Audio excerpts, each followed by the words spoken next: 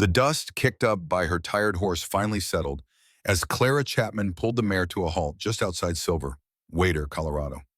The spring of 1876 had brought more than just wildflowers to these mountains.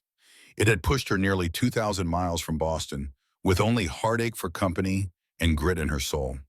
She never meant to stop in this town, but her wagon wheel had other plans, shattering on a rugged trail 5 miles back. After leading her horse and hauling what little she could carry, Clara had walked toward the first sign of life she could find. This small frontier town was tucked into a valley, a place that felt both welcoming and completely alien to her. As the afternoon sun stretched the shadows long, Clara spotted what looked like a livery stable on the edge of town. Her throat was bone dry and every muscle ached. All she wanted were directions to an inn and maybe some help with her broken wagon. But what she saw made her stop in her tracks and duck behind a weathered fence post for cover. A tall man stood in the paddock next to the stable, his wide shoulders framed by the golden light. His back was turned to her, and one of his hands rested gently on the neck of a beautiful black stallion. At first, she could not make out his words, but his soft tone floated toward her on the breeze. Curiosity got the better of her, and she crept a little closer, making sure to stay hidden. "You are the only one who understands a thing I say most days, are you not, Midnight?" The man's deep voice had a gentle quality that did not seem to match his large frame. "The folks in this town, they just do not listen. Not for real, they only hear what they want to hear." The horse nickered softly and nudged the man's shoulder with his nose. I know," the man went on, stroking the stallion's powerful neck. "I am not exactly an open book myself, but you never pass judgment, do you? You just listen." Just then, Clara's boot knocked against a loose rock, sending it rattling over the hard dirt. The sound was small, but it made the man spin around instantly. Clara froze, her cheeks burning with embarrassment as she looked into the most intense blue eyes she had ever seen. She stammered, trying to smooth out her dusty dress. "I am so sorry to intrude." The man just watched her for a long moment. His face was hard to read under the shadow of his wide-brimmed hat. He looked younger than she first thought, maybe around 30, with skin weathered by the sun and a strong jaw. A faint smile seemed to play at the corners of his mouth. "No intrusion," he finally said, and his voice was the same gentle one he had used with his horse. "Midnight and I were just finishing a private conversation." Clara took a careful step forward, feeling a little less nervous because of his calm manner. "I could not help but hear. You talk to him like he is a person." The man's smile grew a little wider. "He listens better than most people." His eyes scanned her worn-out appearance, from her city clothes now covered in trail dust to her tired face. "You look like you have traveled a long way." "Boston," Clara said, walking up to the fence that stood between them. "My wagon broke down a few miles from here. I was hoping I could find someone to help me get what I was not able to carry. Boston is a mighty long way from Silver Waiter." He reached out a calloused hand. "I am Kieran Sutton. This here is my livery." "Clara Chapman," she said as her smaller hand vanished inside his firm handshake. A surprising warmth shot up her arm from the brief touch. "It is a pleasure to meet you, Mr. Sutton." "Kieran, Mama," he corrected her, letting go of her hand. "The only person who calls me Mr. Sutton is the banker, and that is usually when I am behind on a payment."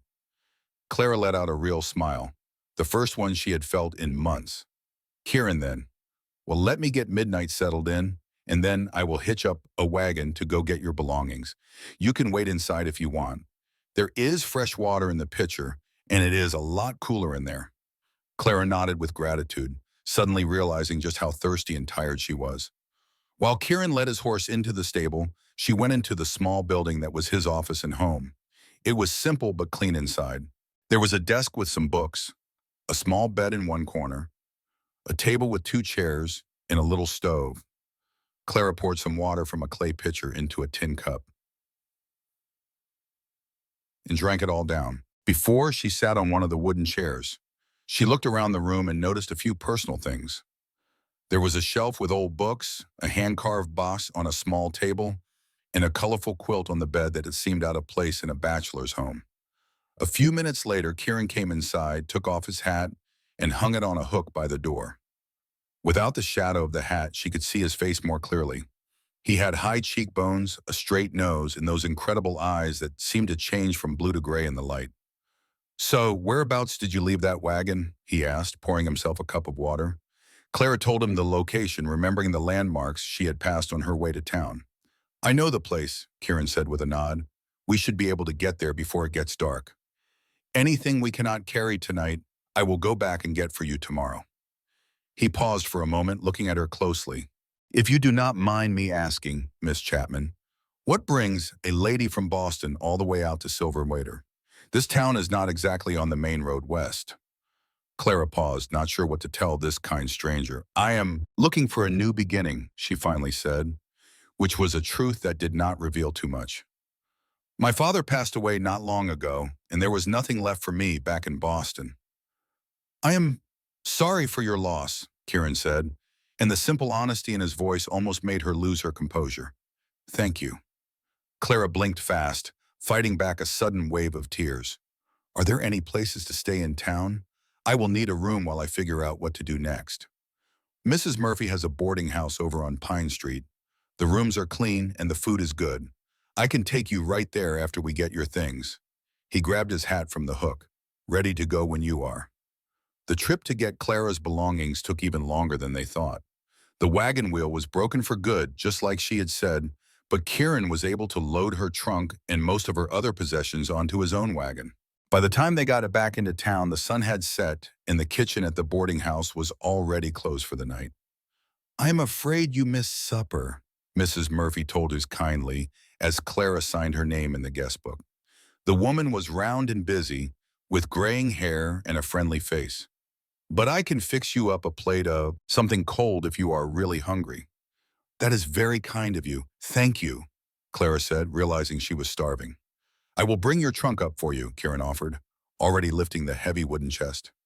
"Second floor, it is the last door on your right," Mrs. Murphy told him. Then she said to Clara, "It is our best room. It has a nice view of the mountains, but I have a feeling you are too tired to care about the scenery tonight." Clara followed the woman up the stairs, with Kieran right behind her carrying the trunk. The room was wonderful. It had a brass bed with a thick mattress, a washstand with a pitcher and bowl, a small desk for writing, and a rocking chair near the window. After months of traveling and sleeping on the hard ground, it looked like heaven. "I will get you some cold chicken and bread," Mrs. Murphy said as she left the room, "and maybe a slice of the apple pie I saved from dinner." Once they were alone, Kieran placed the trunk at the foot of her bed. "The rest of your things are safe at my stable. I can bring them over for you tomorrow." "You have been so kind, Mr. Kieran," Clara said, correcting herself. "I do not know how I can ever thank you." "No thanks are needed. It is just what neighbors do." He started to leave, but then stopped at the door. "If you do not mind me asking, do you have any plans to stay here in Silver Waiter?" Clara just shook her head. "I never intended to stop here. I was on my way to Denver." But she stopped talking, not wanting to explain that she had chosen Denver randomly, just because it was far away from Boston and all the bad memories there. "Well, if you decide to stick around for a while, this town could use a person like you. Mrs. Tillman over at the schoolhouse has been searching for an assistant." He pointed toward her trunk. "I saw some books in there when we were loading things up. I figured you might be an educated lady." Clara smiled, even though she was exhausted. "I was a teacher back in Boston, as a matter of fact." A look of approval crossed Kieran's face. "Well, it seems like fate then.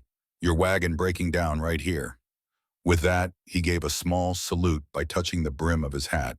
"Good night, Miss Chapman. Welcome to Silver Waiter." After he was gone, Clara sat down on the edge of the bed as the whole day washed over her.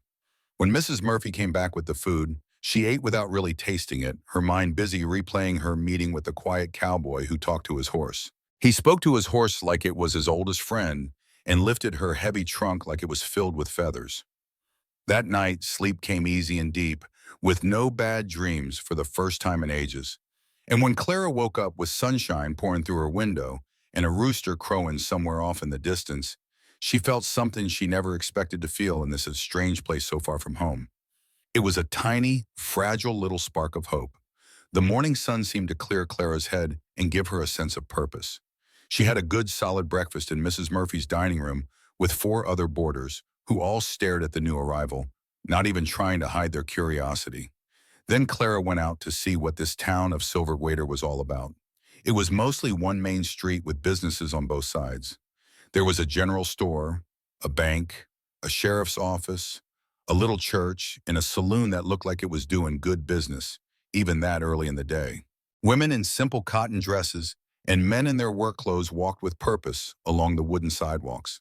Kids were running and playing between the buildings, their laughter cutting through the normal sounds of business and chatter.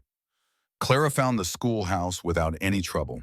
It was a white wooden building at the edge of town with a little bell tower on top and a yard where a few kids were playing, even though it was a Saturday. The woman who came to the door was tall and skinny, with steely gray hair pulled back in a bun so tight it looked like it hurt. She had glasses sitting on a long, narrow nose. "Mrs. Tillman," Clara asked. "My name is Clara Chapman. I was told you might be needing some help with the teaching." The older woman's eyebrows shot right up in surprise. "Well, I surely am, but I'm awful curious how you would know that, seeing as you're brand new to our town." "Kieran Sutton mentioned it," Clara explained. "I just got here yesterday. My wagon had a breakdown on the trail." "Ah, young Sutton." Something in Mrs. Tillman's face seemed to soften just a little. "That boy has a way of guiding lost souls to where they need to be. Come on in, Miss Chapman. Let's talk about what you know." About an hour later, Clara walked out of that schoolhouse with a new job as the assistant teacher, set to start on Monday. The pay was not much, but with the little money she had from her inheritance, it was enough for her to stay in Silver Waiter while she figured out her next move. This town was not where she planned to end up, but maybe it could be a safe place to land for a while.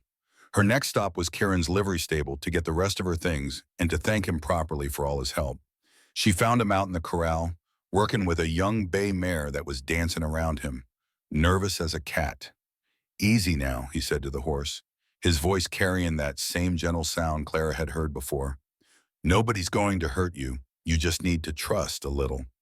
Clara stood by the fence and waited until Kieran saw her.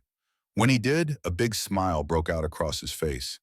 It changed his rugged looks, making him seem younger and a whole lot more friendly. "Miss Chapman," he called out, tying the mare to a post before he walked over to her. "How was your first night in Silver Waiter?" "It was peaceful," she answered, smiling back at him. "And I got a lot done. I just came from seeing Mrs. Tillman. Looks like I'm going to be the new assistant teacher come Monday." "That's mighty fine news." He got to the fence and leaned his arms on the top rail. "The children around here could use a new way of looking at things. Mrs. Tillman is a fine teacher, but her ways are as old as these hills. I wanted to thank you the right way for your help yesterday and to see about getting the rest of my things," Clara said, all of a sudden aware of how the morning sun was bringing out the gold streaks in his brown hair. "No need to thank me, but I'll take the kind words." The corners of Kieran's eyes crinkled up when he smiled. "Your belongings are tucked away safe in the storage room. I can have them brought over to the boarding house for you if you want." "That's very kind, but I'm happy to just take what I can carry right now. I find I'm in real need of a change of clothes." Clara glanced down at her dusty, travel-worn dress. Kieran nodded, and she could see in his eyes that he understood. "Let me just get this mare settled, and I'll help you sort through your things." As Clara watched him work with the nervous horse, she was struck once again by how gentle he was. His big hands moved with a softness that was surprising, and his voice stayed calm and steady, even when the horse shied away from his touch. There was just something powerful about a man with that much strength showing so much patience and kindness. "She's new," Kieran explained when he came back to Clara's side. "Brought in yesterday by a rancher who said he couldn't handle her, that she was too skittish for ranch work." "What will happen to her?" Clara asked while they walked toward the stable. "With some time and good care, she'll make somebody a wonderful horse. Horses are a lot like people. They all have their own ways, their own fears. The real trick is to understand what they are trying to tell you." He gave Clara a quick look. Most folks just don't take the time to listen. Inside the stable's storage room, Clara found the things she needed most. A clean dress, some underthings, her hairbrush, and a few personal odds and ends she had missed overnight. Kieran made himself busy at the other end of the stable, giving her some privacy while she went through her things. "I can come back for the rest of this later, Or maybe I can hire somebody to bring it all to the boarding house, Clara said when she had filled a small bag with what she needed. No need to hire anybody. I am happy to deliver them whenever you are ready. Kieran paused for a moment, then he added, actually, I was wondering if you might let me show you around town tomorrow, after church. Being new here, you might like to know where things are and who's who. The invitation was a complete surprise to Clara. That's very thoughtful of you. I would like that very much. Good. Kieran's smile was fast and warm. I will call for you at the boarding house around noon if that works for you. As Clara walked back to her room and house, bag in hand, she realized she was looking forward to the next day with a kind of excitement she had not felt in months of sadness and worry. Silverwater was not where she had planned to be, but maybe, just maybe, it was exactly where she needed to be. Sunday came up clear and bright, the kind of day that feels full of new beginnings. Clara dressed with care in her best dress, a simple navy blue one with lace at the collar and cuffs, and she fixed her chestnut hair in a simple style that looked pretty. Mrs. Murphy nodded her head with approval when Clara came down for breakfast. You look lovely, dear. Will you be joining us for church this morning? Yes, I thought I would, Clara said, taking a cup of coffee. And afterward, Mr. Sutton has offered to show me around the town. Mrs. Murphy's eyebrows went up just a little, but her smile was like she knew a secret.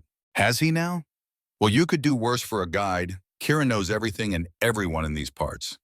She bustled around, refilling coffee for the other boarders, and he is a sight more respectable than most of the single men around here. The little church was almost full when Clara got there, but Mrs. Murphy led her to a pew near the back where there was still some room. Clara saw Kieran across the aisle. His tall build was easy to see. He caught her eye and gave her a nod, with a little smile playing on his lips.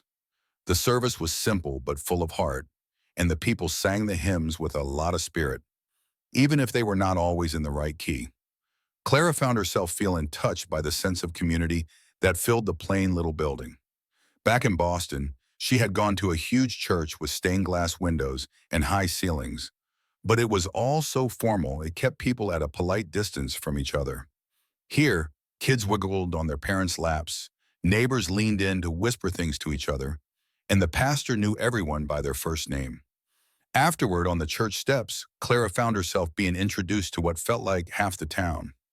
Names and faces started to blur together. There was Mr. Jenkins, who owned the general store, Sheriff Hayes and his wife, the banker, Mr. Prescott, and so many others who welcomed her with different levels of curiosity and warmth.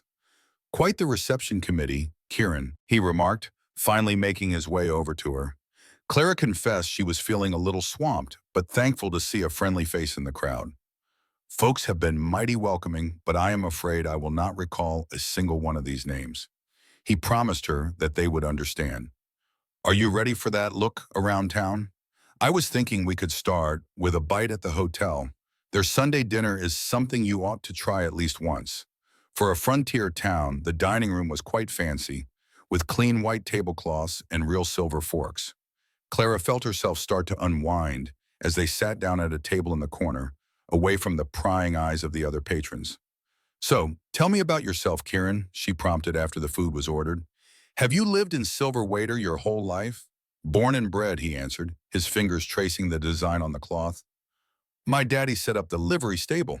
He came here from Pennsylvania way back in '47 with the first folks to settle. My mama came along the next year. They were the third couple to ever get married here, and they are not with you anymore. Clara did not finish the thought. Been gone 5 years. Now, Papa's heart just stopped while he was trying to shoe a real stubborn mule. Mama went on to join him the next winter. It was pneumonia. The ache in his voice was old, but it was still there. It has just been me since, but this place has a way of making sure no one is ever really by themselves for too long. I am so sorry for your losses, Clara said quietly, knowing exactly how empty a house feels after a parent is gone. Kieran looked right at her, a silent understanding passing between them. What about you? You said your father passed, but what about your mother? She has been gone since I was 16. She had consumption. Clara's fingers tightened on her water glass for just a second. My father was never the same after he lost her. He poured everything he had into his work as a lawyer, but the spark in his eyes went out when she died. And that brought you here, about as far from Boston as a person can get before they fall into the ocean. Kieran said it without a hint of judgment, just a soft curiosity. Clara gave a small smile. I was in need of a new beginning. After my father passed, I found out his money situation was not what I thought. The house had to be sold to cover what he owed. I had just enough left over to find a new place to start, and the West seemed to hold more promise than the East does. For a brand new chapter, yes. Clara glanced it up as their meals were brought to the table. Thick slices of roast beef covered in gravy, with potatoes and fresh spring vegetables. This looks absolutely delicious. While they ate, Kieran spun tales about Silver Waiter and the people who lived there. He told her how Sheriff Hayes once tracked a cattle thief for 3 whole days in a blizzard. He mentioned old Mrs. Finch, who swore she had met Abraham Lincoln and would tell anyone who stood still long enough about his honest-to-goodness eyes. He talked about Big Mike, the saloon keeper, who was really the kindest soul in town and secretly wrote poetry he did not let anyone see. How can you know about his poetry if no one sees it? Clara asked with a laugh. I found a page that the wind took from his book one afternoon, Kieran confessed. It was about the mountains when the sun comes up. It was quite beautiful, actually. I gave it back to him without letting on I had read it, but I think we both knew. After their meal, they took a long walk down Main Street. Kieran pointed out the different shops and told her stories about the folks who ran them. They made a stop at the general store so Clara could buy a few things she needed. Then they walked all the way to the edge of town, to a little creek that gave the town its water. This here is the swimming hole for the children in the summertime, Kieran said while they stood on the bank. They watched the clear water tumble over the slick rocks. And it is where the young folks come to do their courting, away from busybodies. Clara looked over at him, trying to guess if his words meant something more, but his face was unreadable as he skipped a flat rock across the water. Did you ever do your courting here, she asked, and was surprised by her own forwardness. Kieran let out a soft chuckle and picked up another stone. No, ma'am, I never did find the right young lady in Silver Waiter. I came close one time, but she figured a blacksmith from Denver was a better catch than a man who runs a livery. Well, that was her loss, Clara said without thinking. She felt her cheeks grow warm when Kieran looked at her, his eyebrows raised. Why, Miss Chapman? I do believe that is the kindest thing a soul has said to me all month. His grin took away any bite from his teasing. But what about you? You did not leave any broken hearts back in Boston, did you? Clara just shook her head, looking back at the moving water. I was engaged for a little while. Richard Harrington. His father was my father's partner at the law office, Promise. It was more of a business deal than a love match. I believe when my father passed on and the money troubles came to light, Richard had second thoughts about the whole thing. That was definitely his loss, Kieran said with such certainty that his words warmed her more than the sun. They headed back towards town, walking together in a comfortable quiet. The spring air smelled sweet with wildflowers and fresh earth. When they got to her boarding house, Clara was sad to see the afternoon come to a close. Thank you for showing me the town, she said, hesitating at the gate, and for the good company. It was my pleasure. Kieran paused for a moment before he spoke again. I was thinking I could drop off the rest of your trunks tomorrow evening after you are done at the school. Would that work for you? That would be perfect, Clara replied, happy that she would see him again so soon. And thank you one more time for all your help. As he walked down the street, Clara realized how at ease she felt with him. Kieran Sutton had a solidness about him, a dependable quality that made her feel safer than she had in a very long time. That evening, as she got her things ready for her first day at school, Clara caught herself humming a little song. She could not quite name it at first. Then she remembered it was a hymn from the church service that morning. Kieran had sung it in a deep baritone that stood out from all the other voices. The thought made her smile and feel a little flutter that felt a lot like hope. Monday morning started with a gentle rain that was gone by noon, leaving everything looking clean and bright in the sunlight. Clara's first day helping Mrs. Tillman was both difficult and fulfilling.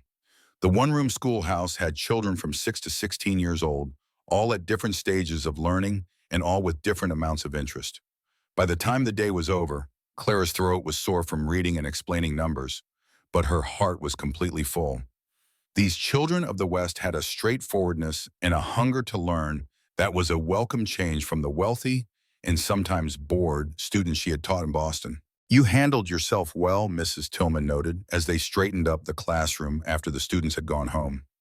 They took to you quicker than I thought they would, especially the older boys. They are usually more concerned with ranch work than with books. Thank you, Clara said, as she arranged a line of reading books on a shelf. They are very smart children. I am excited to get to know them. Just make sure you keep a firm hand on the Blackwood boy, Mrs. Tillman warned.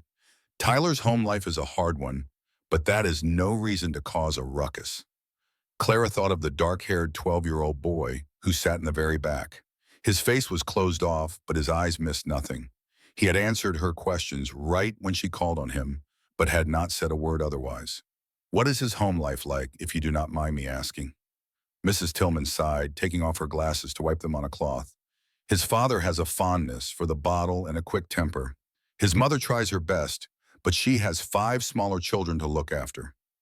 Tyler is mostly raising himself, and it can show in how he acts.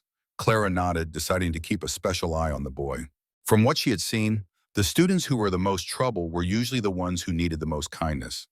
Just as he promised, Kieran showed up at the boarding house that night with the last of Clara's things. He had taken the time to wipe all the mud from her trunk and had even fixed a latch that was broken, a kind act that truly moved her. It was not a big deal, he said, brushing off her thanks. A simple little fix. It was not simple to me, Clara replied. Not many people would have bothered to do that. They stood in the little front room of the boarding house with the trunk sitting between them, like a wall that neither one knew how to get around.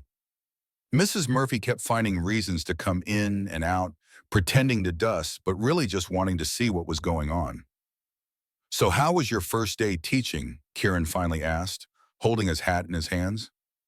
It was wonderful, truly. The children are so ready to learn, and Mrs. Tillman is not nearly as stern as she looks, Clara said with a smile. She was surprised by how much she wanted to tell him all about it. There is one boy, Tyler Blackwood, that I think could use a little extra help. Kieran's expression darkened just a bit when he heard the name. The Blackwood boy. Yes, he has had a tough road. He is smart as a whip, though.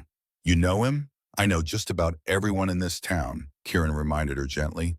But Tyler, yes, he stops by the livery now and then. He has a real knack with horses. I let him help me with the brushing when his father isn't looking for him. His father does not approve. Buck Blackwood does not approve of much of anything that does not involve whiskey or fighting. Kieran's voice was steady and calm, but Clara could feel a deep anger just beneath the surface. Tyler deserves better. Before Clara could say anything, Mrs. Murphy showed up again, this time with a clear purpose in her step. Miss Chapman, I have just taken a fresh apple cake from the oven. Perhaps Mr. Sutton would like to stay for a slice. I am sure you both could use something sweet after your long days. The invitation was so clearly an attempt at matchmaking that Clara could feel her face getting warm, but Kieran accepted it with such natural grace that the awkward moment turned into a pleasant one in a heartbeat. They sat down at the dining room table, and 2 other boarders joined them. One was an old gentleman who said his name was Dr. Reynolds, retired, and the other was a middle-aged widow named Mrs. Foster, who taught piano to the richer kids in town. The conversation just flowed along easy, talking about town gossip, the weather, and what Clara thought of her new home. Silver waiter grows on you, Dr. Reynolds chuckled, taking a second slice of cake from Mrs. Murphy. I came through here 20 years ago, figured I'd stay a month while the town doctor's leg healed up. I just never left. It is the folks that make a place home, Mrs. Foster added, giving Kieran a warm look. Good neighbors are worth more than all the gold out here. When the evening finally wound down, Kieran walked Clara to the bottom of the staircase for the boarders. I sure enjoyed tonight, he said, his voice low and meant only for her. I was hoping we could do this again. Maybe a ride this Saturday, if the weather's good. I could show you some of the country around Silver Waiter. I would like that very much, Clara answered, feeling Mrs. Murphy's curious eyes on them from the kitchen door. Saturday it is then. I will stop by around 10 o'clock if that works for you. As Clara went up the stairs to her room, she felt like she was floating, a feeling she had not had in a long, long time. Silver Waiter was starting to feel less like a place to hide and more like a place she could truly put down some roots. The week flew by, full of new things. Every day in the schoolhouse brought its own set of trials and little victories. Clara found she had a soft spot for Tyler Blackwood, whose sharp mind and quiet way about him reminded her of her favorite students back in Boston. By Friday, he was starting to come out of his shell, raising his hand with answers and even staying late to help her wipe down the blackboards. She reckoned it was just an excuse to put off going home. She kept busy in the evenings, getting lessons ready, writing letters to friends in Boston she had owed for far too long, and sometimes playing cards with the other boarders or talking about the few books that made their way around town. Kieran did not come calling that week, but Clara caught sight of him now and then across the way. She saw him loading up supplies at the general store, walking a horse down the main street, and talking seriously with Sheriff Hayes right outside the law office. Saturday dawned bright and warm, a picture-perfect day for a ride. Clara put on her sturdiest skirt and a blouse that could hold up to some dust in a long day. She had just put the last pin in her hair, styling it to fit under a hat, when she heard a knock. It was Mrs. Murphy. "Mr. Sutton is here for you, honey," the landlady said, smiling so wide she could not hide how pleased she was. "And he brought another horse for you, and now that is a considerate young fella." When Clara came down to the parlor, Kieran was waiting there with his hat in his hands, looking sharper than she had ever seen him. His dark hair was combed just so, his shirt was clean and ironed, and his boots were shined up. "Good morning," he said with a warm smile. "Ready for that ride?" Just outside, two horses stood waiting. There was Kieran's black stallion, Midnight, and a sweet-faced bay mare with a white streak down her nose. "This here is Daisy," Kieran said, introducing the mare as he gave Clara a hand up. "She belongs to Mrs. Prescott, the banker's wife. She does not get out riding much these days and was more than happy to let us borrow her for the day." Clara got comfortable in the saddle, mighty thankful for all those hours she had spent riding in the parks in Boston. The Western saddle felt different from what she knew, but the basics were all the same. "So where are we headed?" she asked as they pointed the horses toward the edge of town. "There is a spot about an hour from here, a meadow that looks out on the mountains. It is worth the ride. I brought us some grub, if you are up for a picnic lunch." Their ride carried them over rolling hills just covered in a carpet of spring wildflowers. They passed little homesteads where chickens pecked at the dirt and laundry flapped on lines strung between two posts. Every so often they would pass other riders or a wagon, and Kieran would tip his hat and say hello to every one of them. He sometimes stopped for a quick chat, and during those talks, he always made a point to introduce Clara. "You truly know everybody in this town, do you not?" she said after the third time they stopped. "Well, it is a small town," Kieran answered with a little shrug. "And working at the livery, most folks find their way to me sooner or later. Everybody needs a horseshoe or a wagon fixed at some point." As they rode along, he pointed out different places and told her stories about the land they were passing through. He showed her where a big stagecoach robbery happened 15 years before, which valley a Ute tribe used for their winter camp, and how the Winding Creek got its name from a settler's girl who drowned trying to get across during a spring flood. "You have a real gift for telling stories," Clara told him, when they paused to let the horses drink from a clear stream. "Have you ever considered writing them down? These are pieces of history." Kieran looked surprised at first, and then he looked thoughtful. "Can't say the thought ever crossed my mind, then. Me and schooling never did get along too well. But I reckon someone ought to write these stories down before everyone forgets them." "I could help you," Clara offered without a second thought. "You could tell me the stories, and I could be the one to write them. It would be a terrible shame to let them disappear." The look Kieran gave her was one she could not quite read. There was surprise in it for sure, but there was also something warmer, something that felt like thanks. "You know, I just might take you up on that, Miss Chapman." "Please call me Clara," she said softly. "If we are going to be partners in this, I believe you should use my first name." His smile grew wider. "Clara, it is then." The meadow when they finally got there was worth every single step of the ride. Wildflowers covered the ground in an explosion of color. The view of the mountains in the distance just took your breath away. Their snowy tops stood tall and proud against a perfect blue sky. "It is beautiful," Clara whispered as Kieran helped her down from her horse. His hand stayed at her waist just a heartbeat longer than he needed to, and a warmth spread through her that had nothing to do with the sun. They laid a blanket out under a lone pine tree at the meadow's edge and unpacked the simple meal Kieran had brought along. There was cold chicken, bread and cheese, some apples, and a big jar of lemonade that Mrs. Murphy had insisted they take on their trip. "So," Kieran said once they were settled, "you have been in Silver Waiter for a whole week now. What is your verdict? Think you will stay for a while?"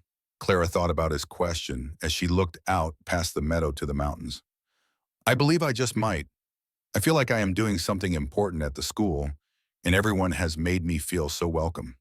She looked over at him and saw how the sunlight, filtering through the pine branches, played across the strong lines of his face. "It just feels right to be here." "I am mighty glad to hear you say that." Kieran's voice was so sincere it warmed her clear through. "This town is a better place with you in it." They ate for a time in a comfortable silence. The only things you could hear were the birds chirping and the soft whinny of the horses grazing not far off. "Tell me about Boston," Kieran said after they had finished eating. "I have never been farther east than the Mississippi River." Clara painted a picture of the city for him, telling him about the streets made of cobblestone, the tall, grand buildings, the harbor filled with ships, in the big park where folks would stroll on Sunday afternoons. She told him all about her father's law practice and their house on Beacon Hill. She talked about her years teaching at a school for girls and about the book clubs and concerts that used to fill her nights. "Sounds like you had a fine life back there," Kieran noted.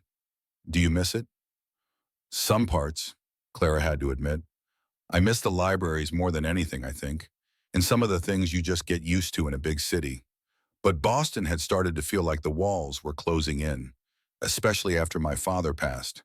Every corner held a memory, and every person held an expectation." "And your fiancé?" Kieran's question was quiet, but it was direct. "Do you miss him?" Clara slowly shook her head. "No, that is the most peculiar part of it all. When Richard broke our engagement, my pride was wounded and I was embarrassed, but my heart was not broken. I suppose I knew deep down that we were not ever really meant to be." "How was that?" "We just wanted different things out of life." Clara picked a wildflower and spun its stem between her fingers. "Richard looked at marriage as more of a business deal, a joining of two families and their money. He wanted a wife to host parties for his clients and to raise his children, just the way Boston society thought she should. I wanted—" "And what was it you wanted?" Kieran asked gently when she trailed off. Clara looked right into his eyes, and she was touched by the real interest she saw. She was looking for a real partnership, someone to split life's good times and its heavy loads right down the middle, someone who'd see her as a whole person, not just a wife to be had. For just a second, something shifted in Kieran's eyes, like he knew exactly what she meant. He said, "That don't seem like too much to ask." But in Boston, for a woman like her, it was everything. Clara gave a small, sad smile. "When Richard broke things off, my friends told me I ought to be grateful. They said he showed his true colors before the wedding instead of after. They were right, of course, but it sure didn't feel like a blessing back then." Kieran's question just hung there in the air between them, full of unspoken things. "Now," Clara said, her voice soft, "I think they were wiser than I gave them credit for. Sometimes an ending just clears the way for a better beginning." The air was thick with what could be until Kieran finally cleared his throat and started packing up their picnic. "We ought to start heading back if we want to beat the dark," he said, a little gravel in his voice. The ride back to town was filled with easier talk. Clara told him funny stories from her first week of teaching. Kieran told her about a new colt that was born at the livery just a few days ago. By the time they got to the edge of Silver Creek, the sun was hanging low, stretching long shadows all across the land. "Thank you for today," Clara said as they pulled up to the boarding house. "It was just wonderful to see more of the countryside." "My pleasure." Kieran swung down from his horse and turned to help her down from Daisy. As Clara's boots hit the dirt, she found herself standing awful close to him. His hands were still steady on her waist, and hers rested on his shoulders to keep her balance. For one long moment, with her heart pounding in her chest, she thought he was going to kiss her. His eyes got darker, and he leaned in just a little, but then Mrs. Murphy swung open the front door of the boarding house, and the spell was broken. "I should go see to the horses," Kieran said, taking a step back. But I'll be by to call on you again soon, if that's all right. I'd like that, Claire answered, feeling a mix of letdown and hope bubble up inside her. A whole lot. As she watched him lead the horses away, Clara finally admitted something to herself she'd been trying to ignore. All week, her feelings for Kieran Sutton had been growing into something more than just friendship or gratitude.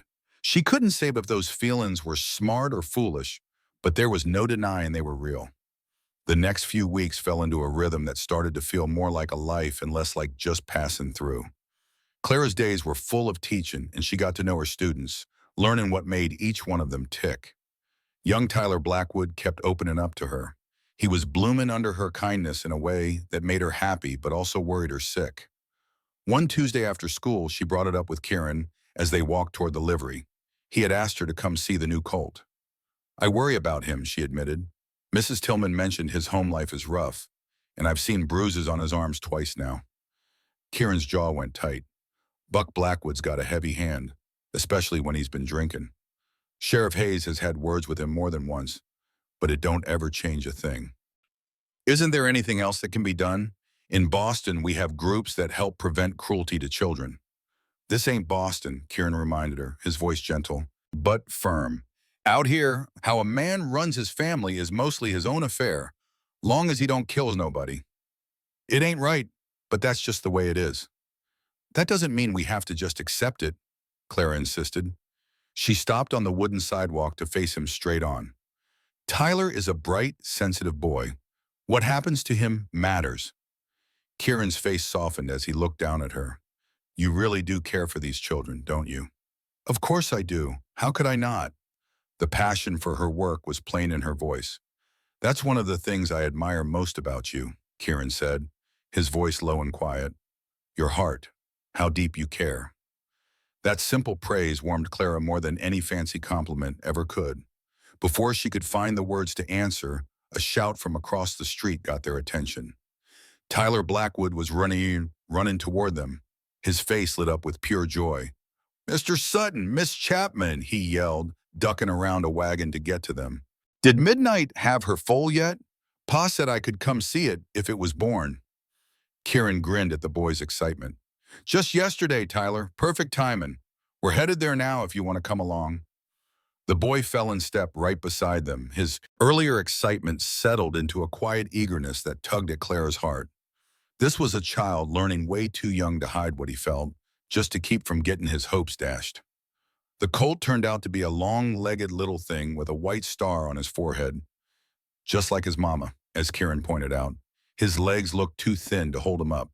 Tyler walked up to the stall real slow, his eyes wide with wonder. Kieran told him how to move easy and speak soft around a new foal. Can I touch him? The boy asked, his voice barely a whisper. If his mama says it's okay, Kieran answered, watching close as Tyler reached a hand out to the mare and colt. Let her get a good sniff of you first, so she knows you're a friend. The mare nickered, a low, soft sound, then gently nudged Tyler's hand with her nose. The boy's face broke into a smile so real it brought a tear to Clara's eye. She remembers me, Tyler whispered, stroking the mare's neck. I helped groom her last month. Horses have a long memory for kindness, Kieran told him. He guided the boy's hand to gently touch the colt's side. This little fella don't have a name yet. Got any ideas? Tyler's brow wrinkled up as he thought hard. Star for the mark on his head. Or maybe Thunder, 'cause he'll be fast someday. Both fine names, Kieran looked over at Clara. What do you think, Miss Chapman? Clara stepped closer to the stall. She studied the colt, who looked back at her with big dark eyes.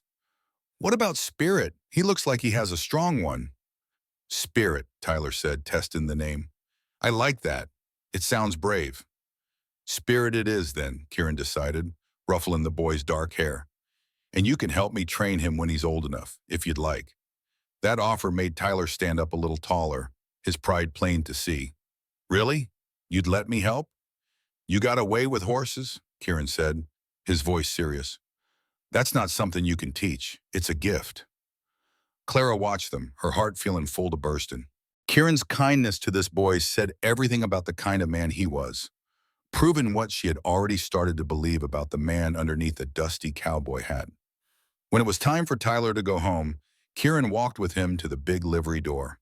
He put a hand on his shoulder and said something too quiet for Clara to make out. The boy nodded, looking serious, then ran off, down the street with one last wave for Clara. "What did you tell him?" she asked when Kieran came back to her side. "That if things ever got bad at home, worse than usual, he could come to the livery, day or night." Kieran's face was grim. "It ain't much, but it's something." On impulse, Clara reached out and took his hand, giving it a quick squeeze. "It's everything to a boy in his shoes. Thank you for being someone he can trust." Kieran's fingers wrapped around hers before she could pull away, holding her hand in his. "I had folks who looked out for me when I was coming up. My own parents were good people, but there were still times I needed another grown-up to set me straight. I'm just passing on what was given to me."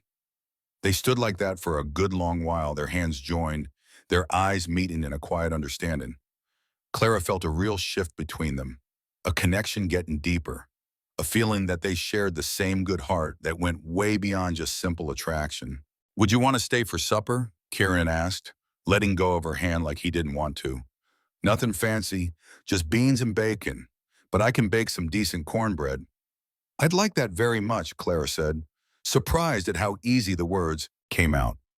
Kieran's living space behind the livery office was simple but cozy, just like she remembered from that quick look on her first day in Silver Creek. He moved around the little kitchen like he'd done it 1,000 times, getting the stove going and putting a pot of beans on to warm up while he mixed cornbread batter in a big clay bowl. "Can I help?" Clara offered. She felt a little out of place just standing there while he did all the work. "You could set the table," Kieran suggested, nodding to a shelf where plates and forks were stacked up neat. "And there's coffee made, ready to pour if you'd like a cup." As they worked side by side in that small space, Clara was surprised by how right it felt, how comfortable. It was nothing like the stiff, proper way things were with Richard back in Boston, where servants did all the work and the talk was all about society gossip instead of anything that mattered. "You seem to know your way around a kitchen," she noted, as Kieran slid the pan of cornbread into the oven. "Had to," he answered with a shrug. "After my ma passed on, it was either learn to cook or starve. I chose learning. The first one, though, I made some real messes before I got it right."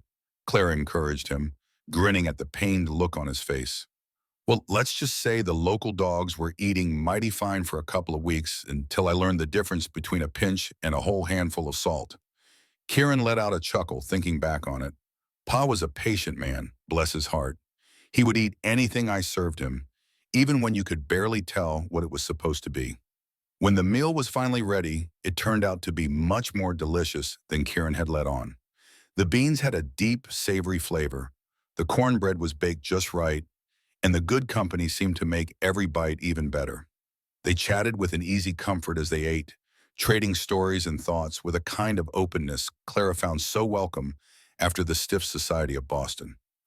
"Can I ask you something personal?" Clara inquired as they were finishing up, the sun beginning to set outside. "Anything at all?" "Anything at all, Ian. That first day I saw you, you were talking to Midnight and said folks in town do not listen. What did you mean by that?"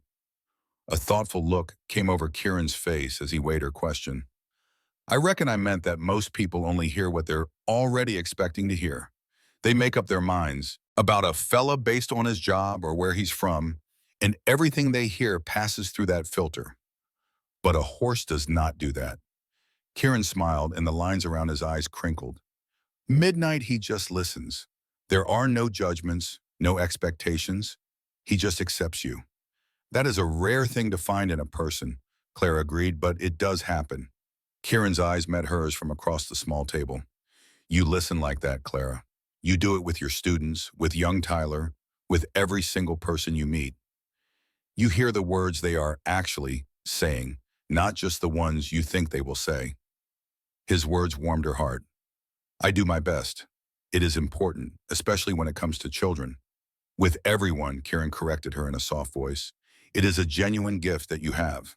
There will be music, dancing, and plenty of food. Would you give me the honor of taking you?" "I would be absolutely delighted," Clara answered, a warmth spreading all through her at his formal question. The way Kieran smiled in the soft lamplight made her heart flutter. "Good night now, Clara. Have sweet dreams. And a good night to you, Kieran." As Clara got ready for sleep that evening, she caught herself humming a tune from one of the church hymns. It dawned on her like a quiet sunrise that she was happy, truly and deeply happy. Silver Waiter, a town she had never even meant to see, was starting to feel like home.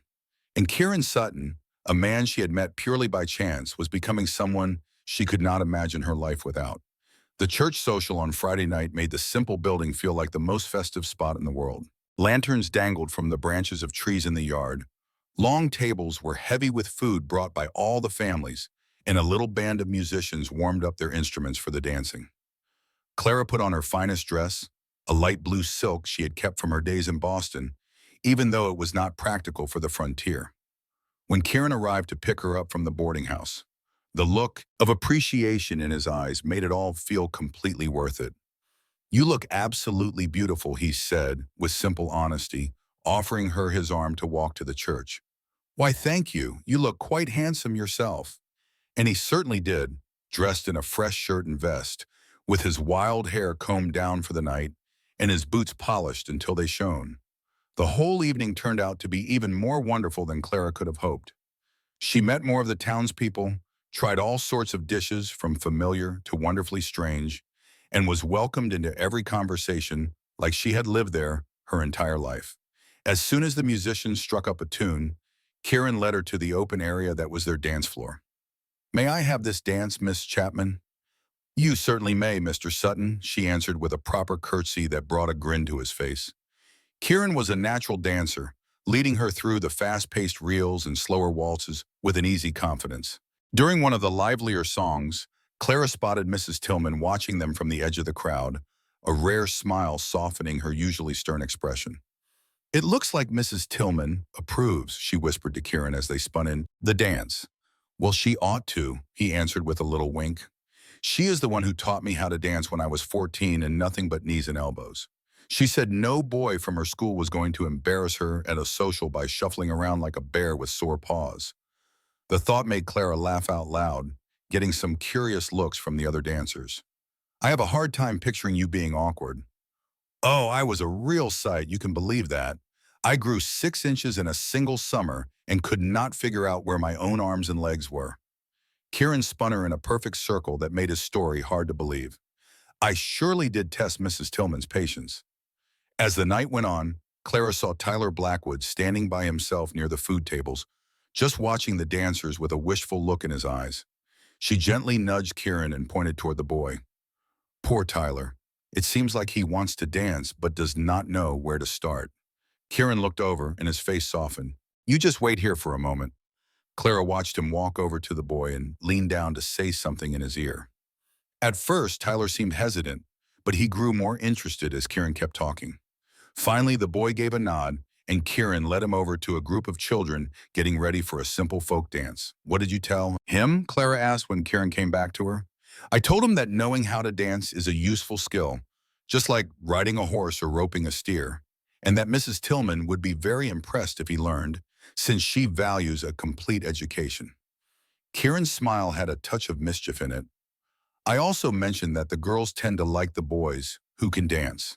"A very clever strategy," Clara said with a smile, watching Tyler carefully join the circle of dancing children. "You appealed to his practical side and his growing interest in girls. I remember what it was like to be his age," Kieran said with a shrug. "Those are the only two things that would have convinced me back then." As the social started winding down, many of the older couples said their goodbyes, while the younger crowd gathered to ask the musicians for their favorite songs. Kieran led Clara away from the lively noise to a quieter spot in the churchyard, where an old wooden bench sat under a large oak tree. "It is getting a little too loud in there for a good conversation," he said as they took a seat. "It has been a truly wonderful evening," Clara said, smoothing out her dress. "Thank you so much for bringing me. Thank you for coming with me." There was a sincerity in Kieran's voice that made her pay close attention. "Clara, there is something I need to tell you." Her heart began to beat a little faster at his serious tone. "Yes, these last few weeks, just getting to know you. They have been the best weeks I can recall in a very long time."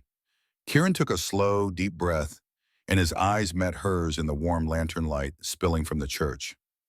"I find that I am thinking of you even when you are not here. I am always looking forward to the next time I will see you. I have never felt this way about anyone before. Clara felt like she could not breathe. Kieran, I know this is all happening fast, he rushed on. You have only been in Silver Waiter for a little while, and I am not asking you for any kind of promise. I just needed you to know how I feel, that I care for you very deeply. The honest truth in his voice went straight to Clara's heart. I care for you too, she admitted in a quiet voice, more than I ever would have guessed. A look of pure relief and happiness washed over Kieran's face. Then may I have your permission to court you properly? The formal question was so old-fashioned and full of respect that it made Clara smile. Yes, Kieran, I would like that very much. His hand found hers on the bench, his fingers lacing with hers with a gentle squeeze. There is something else you ought to know, he said, and his voice turned serious again. I have been given a business proposition, a chance to grow the livery stable, to make it into something much bigger. I have a partner who is willing to invest the money.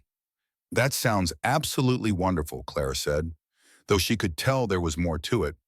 It will mean more work, longer days for a while, and some traveling to Denver, maybe even further, to look at horse breeds and meet new people. His thumb gently drew circles on the back of her hand while he spoke. I just wanted you to know what you would be getting into. I will not be able to come calling as much as I would like, at least for a spell. Clara was deeply moved by his thoughtfulness. I understand completely. Building something that lasts takes time and a lot of hard work. I admire that ambition in you, Kieran. It is not just ambition for myself, he explained, his gaze steady on hers. It is about building a solid foundation, something that can provide for a future. The meaning behind his words hung in the air between them, clear without being said. A future that he hoped would include her. I believe in what you are building, Clara told him simply, and I am not going anywhere. The worry in Kieran's there. You could see the tension leave his shoulders. That is what I was hoping you would say. Later that night, as they strolled back to the boarding house under a blanket of stars, Clara felt a deep sense of peace, a feeling that things were finally falling into place, just as they should. When they got to the gate, Kieran stopped and turned toward her. His face was full of tenderness and resolve. Clara, he started, but then his words seemed to fail him. Instead, he simply leaned in, moving slowly, giving her every chance to back away if she wanted. Clara stood her ground, her heart pounding against her ribs as his lips met hers. It was a soft kiss, one that asked a question instead of making a demand. The kiss was short, but it was filled with feeling. It was a promise. When he pulled away, the way he looked at her right then stole the air from her lungs. Good night, Clara, he whispered. Good night, Kieran, she answered, her own voice sounding much calmer than she felt. As she watched him walk down the street, Clara brought her fingers up to her lips. She was amazed at how one simple kiss could say so much about respect and caring and hope for what was to come. Suddenly, Boston and all its stiff rules and proper ways felt a million miles away, like a place she had only visited in a dream. The summer unfolded in a happy, busy haze. Clara kept teaching right on through June. Frontier schools ran all year, you see, only taking breaks when it was time for planting or harvesting.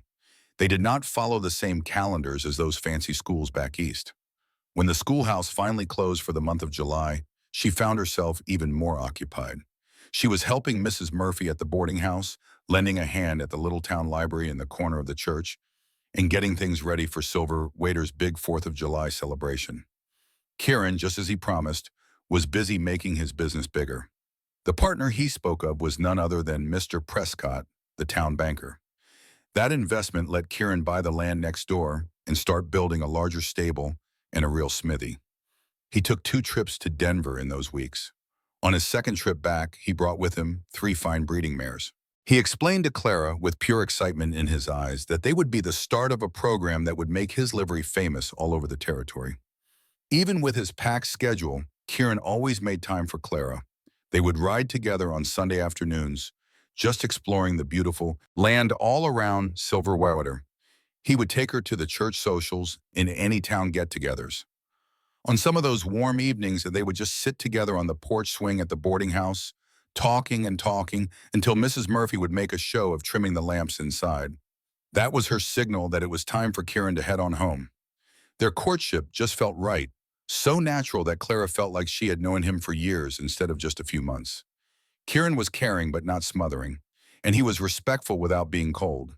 Their talks went from easy jokes to deep conversations about books, politics, and all their dreams for the future. And while they were always proper about things, maybe sharing a quiet kiss now and then or holding hands on a walk, the connection between them was powerful. It just grew stronger every single week. But not everything in Silver Waiter was so perfect. One night, late in July, Tyler Blackwood showed up at the livery long after the sun had gone down. His face was all bruised, and he was holding one arm tight against his chest. Kieran sent for Dr. Reynolds, who told them what they already suspected. The boy's arm was broken. The cause, as Tyler finally admitted with a heavy heart, was his own father's fury over a spilled pail of milk. "We cannot send him back to that house," Clara said firmly. She paced back and forth across the floor of Kieran's small living quarters, where they had taken Tyler after the doctor set his arm in a splint. The poor boy was now fast asleep on Kieran's bed, worn out from the pain and the fear. "Clara, we might not have another choice," Kieran answered, his voice low and serious. "Buck Blackwood is his father. The law says he has rights. The law also says you cannot beat someone like that," Clara shot back, her voice shaking with anger. "This is not about discipline, Kieran. This is a boucheuse, plain and simple. I know that, and you know that. But unless Sheriff Hayes can convince a judge that Tyler's life is in danger, there is not much we can do officially." Kieran ran a hand through his hair, completely frustrated. Buck has powerful friends on the town council. Folks who believe a man's home is his own private kingdom, and what goes on inside is his business and his alone. Clara fell into a chair, the unfairness of it all feeling like a heavy weight. "There has to be something we can do." Kieran knelt down in front of her and took her hands. "We will do everything we can. Tyler can stay here for the night. Tomorrow I will go and have a talk with Sheriff Hayes. For now," he continued, "we can make sure Tyler knows he has a safe place to go when things get rough at home. It is not a perfect solution, but it is something." Clara leaned her forehead against his. "You are a good man, Kieran Sutton." He wrapped his arms around her and held her tight. "I am trying my best. For you, for Tyler, and for this town." The next morning, things took a turn no one saw coming. Sheriff Hayes showed up at the livery before Kieran even had a chance to go looking for him. The sheriff's face was grim. "Buck Blackwood was found dead this morning," he said, getting straight to the point. "Looks like he fell from his horse, coming home from the saloon last night. Broke his neck. His wife found him at sunrise when she went out searching for him." The news hit Kieran and Clara like a ton of bricks. They had been helping Tyler feed the horses, trying to keep his mind off his injured arm. "Tyler," Kieran called out gently, "Sheriff Hayes needs a word with you." The boy walked over slowly, his face looking pale. "Am I in some kind of trouble, sir?" "No, son," the sheriff said, taking off his hat. "But I am afraid I have some very hard news. Your father, he had an accident last night. He did not make it." Tyler just stood there completely still, with no expression on his face at all. "He is dead?" he finally asked, his voice barely a whisper. "Yes, son, I'm so sorry." Clara watched the boy's face, worried about how he would take the news. But she saw no sadness there. Instead, a tangle of different feelings seemed to cross his face before settling into a look of quiet relief. "What is going to happen to my ma and the little ones?" Tyler asked. His first thought was for his family, not for himself. "Well, that is part of the reason I am here," Sheriff Hayes said, looking over at Kieran. "Your mother was wondering if you could stay here for a couple of days while she gets things sorted out. She has her hands full right now with your younger brothers and sisters." "Of course he can stay," Kieran said right away, "for as long as he needs." "What kind of things does she need to sort out?" Tyler pushed, sounding much older than his years. Sheriff Hayes let out a long sigh and put his hat back on. "Your father left behind some debts, Tyler. Your mother might have to sell the homes to it. But you do not need to worry about that right now. There are good people in this town who will make sure your family gets through this." After the sheriff was gone, Kieran sent Tyler to go check on the new foal. It gave him a moment to talk to Clara alone. "This changes everything for that boy," she said softly. One way or another, his father passing is going to change that boy's whole life. For the better, I reckon, Kieran answered. Buck Blackwood was a hard man who brought his family more pain than he ever did comfort. Young Tyler deserves a shot at a better life. His mother will surely need a hand, Clara thought out loud, already wondering how she could help the widow and her children. The little ones are all under 10, if I remember right. The whole town will circle around them, Kieran promised her. That's one thing about Silver Waiter. Folks here take care of their own, even when things have been difficult. And the weeks that followed showed Kieran was right. A group of ladies from the church, led by Mrs. Murphy and with Clara helping, got together to help Mrs. Blackwood and her kids. Folks quietly paid off their debts. The old homestead was sold for a good price to a new fellow wanting to start a farm, and a cozy little house in town was found for the family. Tyler kept spending most of his time at the livery stable. His natural way with horses was turning into a real skill, with Kieran showing him the ropes. August came, and with it, school started back up, bringing a routine that Clara was mighty glad to have. Her bond with Kieran just kept getting deeper, their feelings for each other growing stronger every single day. By the time September rolled around, it was no secret in Silver Waiter that Kieran Sutton was courting Clara Chapman with marriage on his mind. It was a thing that made most folks in town happy, as they had all come to respect and truly like the teacher from back east. One cool evening in October, they were chalking down by the creek, the same spot where they took their first stroll through Silver Waiter. Kieran led Clara to a small open space under a grove of aspen trees, their leaves shining gold in the autumn glow. "I've got something to show you," he said, guiding her to a wooden stake pushed into the earth right in the center of the clearing. Clara gave him a puzzled look. "What in the world is it?" "Our future, I'm hoping," Kieran said, looking both nervous and full of hope. "This piece of land, I bought it. 5 acres, and it's got water rights from the creek. The perfect place to build a house." Clara's breath hitched in her throat when she understood what he was getting at. "A house for us, if you'll have me." Kieran took both her hands in his gaze holding hers steady and true. "Clara Chapman, I love you. I think I've loved you since that very first day when you found me talking to my horse like she was a person. You brought a light and a reason into my life that I never knew I was missing. Will you marry me? Will you build a life with me right here in Silver Waiter?" Tears started to fill Clara's eyes, but they were happy tears. "Yes," she whispered, her voice clear and strong even with all the emotion she was feeling. "Yes, Kieran, I will marry you. I love you too." A brilliant smile spread across his face as he pulled her into his arms, kissing her with a tenderness that promised a lifetime of devotion. When they finally broke apart, both a little breathless, Kieran reached into his coat pocket and pulled out a small velvet box. "This belonged to my mother," he said, opening it up to show a simple gold ring with a small, pretty diamond. "I had it resized for you in Denver last month. I sure hope you like it." "It's perfect," Clara told him as he gently slid it onto her finger. The ring felt like it belonged there, as if it had been waiting for her hand all along. The news of their engagement was celebrated all over Silver Waiter with real joy. They planned a December wedding at the little church where they'd shared their first dance. Mrs. Murphy declared she just had to host the reception at the boarding house, saying it was only right since she knew they were meant for each other from the very start.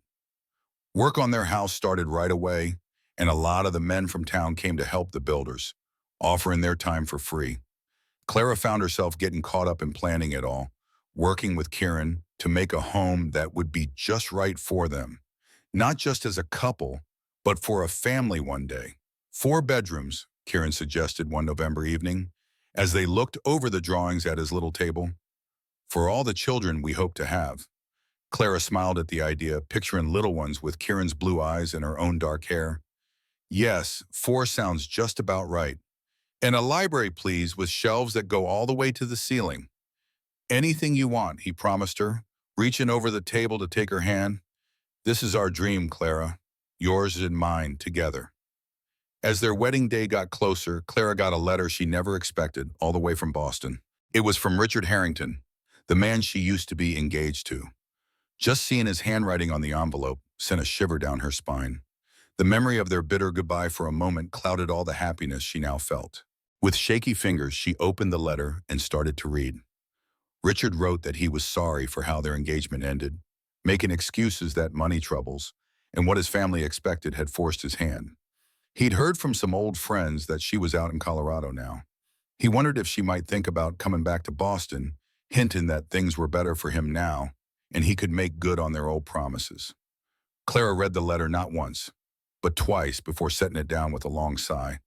There was a time when a letter like that would have felt like a dream come true, a chance to get her old life and her good name back, a return to the only world she'd ever known.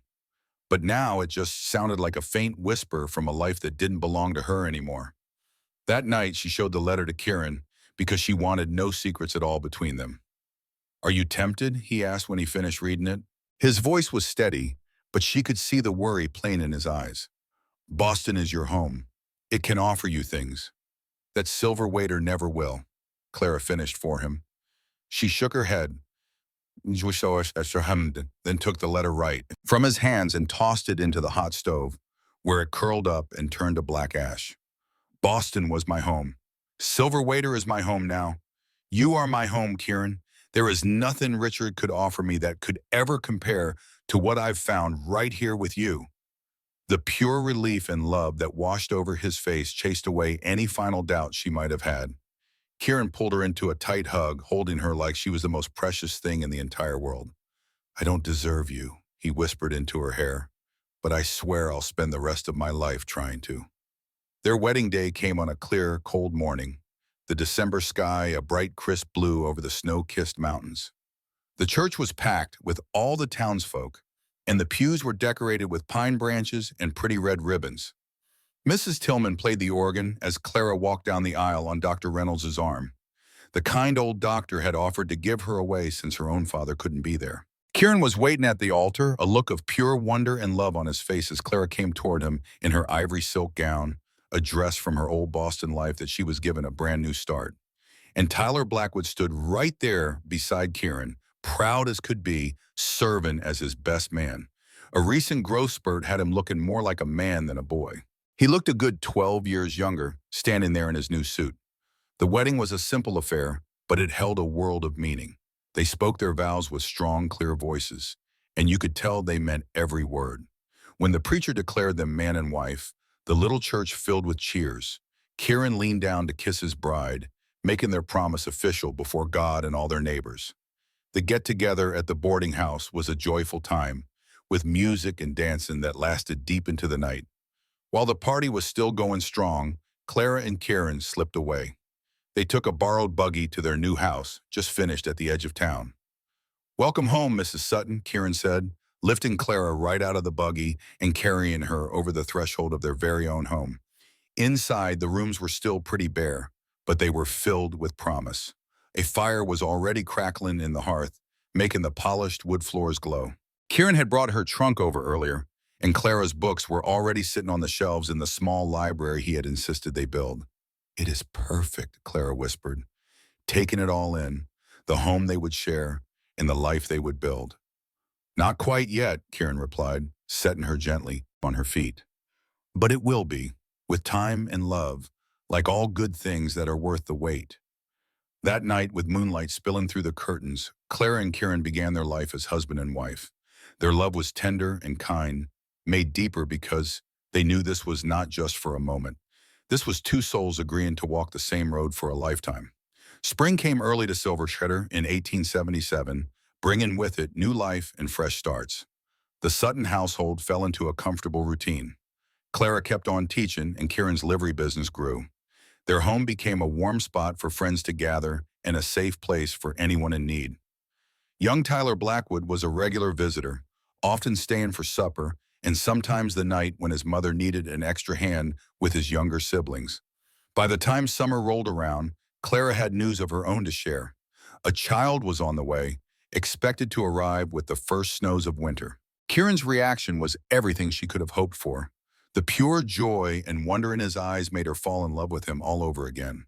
"A baby," he said in awe, his hand gently resting on her stomach, which was still flat. "Our baby. The first of many, I hope," Clara answered, covering his hand with her own. "As many as you want," Kieran promised, pulling her close. "Though I reckon I would be happy with just one, as long as he or she has your eyes and your heart." "And your way with horses," Clara added with a smile. They laughed together, picturing the child they would soon welcome, the family they were starting to create. As Clara's pregnancy went on, the whole town seemed to celebrate with them. Mrs. Murphy organized a quilting bee to make a blanket for the little one. Mrs. Tillman offered to take over Clara's teaching duties when the time came. Even Sheriff Hayes pitched in, making a small wooden cradle that he brought over himself, looking a bit embarrassed and mumbling something about having some spare time last winter. The Blackwood family was finding their feet in town, too. Mrs. Blackwood took in sewing work, and Tyler worked part-time at the livery to help his family out. The boy had a natural gift with horses that just blossomed under Kieran's guidance. By the time he turned 13, Kieran was already talking about the possibility of Tyler becoming his apprentice when he was old enough. "He has a gift," Kieran explained to Clara one evening as they sat on their front porch. They watched the sunset paint the mountains in shades of gold and purple. "It would be a shame to waste it." "You have given him more than skills," Clara noted, her hand resting on her rounded belly where their child grew. "You have given him a future he might never have had." Kieran just shook his head, always modest. "He has earned his opportunities. I just gave him the space to find his own strengths." December brought a heavy snow and the arrival of James Kieran Sutton. He was born after a long labor that tested Clara's strength, but the result was a healthy, strong boy with his father's blue eyes and a shock of dark hair that looked to be as wild as his mother's. The wonder on Kieran's face as he held his son for the first time was something Clara knew she would treasure for the rest of her life. "He is perfect," he whispered with tears shining in his eyes, "just like his mother." The years that followed brought their own share of joys and troubles, but the livery did well. It earned a name for itself all through the Colorado Territory for quality horses and reliable service. Kieran's breeding program was a success, with the first colts from his special stock selling for high prices to buyers from as far away as San Francisco. Clara went back to teaching part-time when James was a year old, bringing her son along to the schoolhouse where he became a favorite of the older children. When Sarah Catherine Sutton joined the family in 1879, Clara cut back on her teaching even more. She focused on her growing family, but still helped with tutoring and planning lessons. Tyler Blackwood officially became Kieran's apprentice on his 16th birthday. He moved into a small room above the livery stable and took on more and more of the daily work. Under Kieran's mentorship, he grew into a skilled horseman and a respected young man in the community. The shadows of his hard childhood began to fade as he found a real sense of purpose and belonging. Silver Waiter grew and changed right along with them. The railroad arrived in 1880, bringing new prosperity and new people. The small frontier settlement grew into a proper town with a hotel, a brick bank instead of a wooden one, and streets that were finally smoothed out and cared for. Through it all, the Sutton family stayed at the very heart of the community. Their home was a place known for its warmth and welcome. On a warm spring day in 1882, Clara sat on the porch swing of their home. She watched as Kieran taught 5-year-old James to ride his first pony, while 3-year-old Sarah clapped and hollered for her turn. The sight of her husband's patience with their son, his gentle words of encouragement as the boys carefully guided the pony around the yard, filled her heart with a deep sense of peace. Later, after the children were tucked into bed with stories and kisses, Clara joined Kieran in the stable. He was checking on a mare that was due to have her foal any day. She found him speaking softly to the horse, his hand stroking her neck in a common rhythm. "You are doing fine, girl," he murmured. "Everything is going just as it should. Not much longer now." Clara smiled, leaning against the stall door. "Still talking to horses like they are people, I see." Kieran turned, and his face lit up at the sight of her, just like it had from the very beginning. "Old habits," he admitted with a grin. "Besides, she listens better than most folks." "I remember," Clara moved to his side, slipping her arm around his waist. "That was the first thing I ever heard you say the day I arrived in Silver Waiter. It made quite an impression on me." "Did it now?" Kieran raised an eyebrow, drawing her closer. "And here I thought it was my handsome face and charming personality that won you over." Clara laughed, and the sound echoed in the quiet stable. "Those helped, but it was your gentleness I noticed first. How you spoke to your horse, how you treated her. It told me everything I needed to know about your character." Kieran's expression softened as he gazed down at her. I thank God every single day for that broken wagon wheel that brought you to Silver Waiter, to me. As do I. Well, Shaters, as do we all, Clara replied, stretching up to kiss him softly. I came west looking for a fresh start, but I found so much more.